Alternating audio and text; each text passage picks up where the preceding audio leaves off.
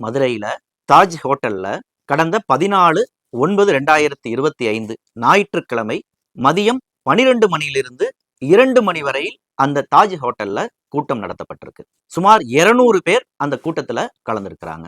அவர்கள் முன்னரே தயாரித்து கொடுத்த அந்த டோக்கனோட போறவங்க மட்டும்தான் அந்த அரங்கத்திற்குள் அனுமதிக்கப்பட்டிருக்காங்க. ராக்ஃபோர்ட் எனர்ஜி அப்படிங்கிற ஒரு நிறுவனத்தின் சார்பில் நடத்தப்பட்ட கூட்டம்.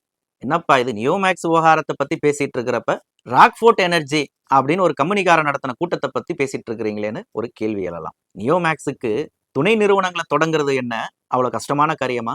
இந்த வழக்குல சிக்கின காலத்துல போலீசார ஏமாற்றும் நோக்குல அவர்கள் உருவாக்கி வைத்திருக்கக்கூடிய ஒரு துணை நிறுவனங்கள் ஒன்றுதான் இந்த ராக்ஃபோர்ட் எனர்ஜி. எப்படி சொல்றீங்க அப்படின்னு சொன்னா, அந்த 200 பேர் கலந்து கொண்ட அந்த கூட்டத்துல 50 பேர் ஏற்கனவே நியோமேக்ஸ்ல முதலீடு போட்ட முதலீட்டாளர்கள், இதுவரைக்கும் போலீசில் புகார் கொடுக்காதவர்கள், நியோமேக்ஸ் நிறுவனத்தை நம்பி தீர்வுக்காக காத்திருப்பவர்கள், அதிக அளவுல முதலீடு போட்டவர்கள்.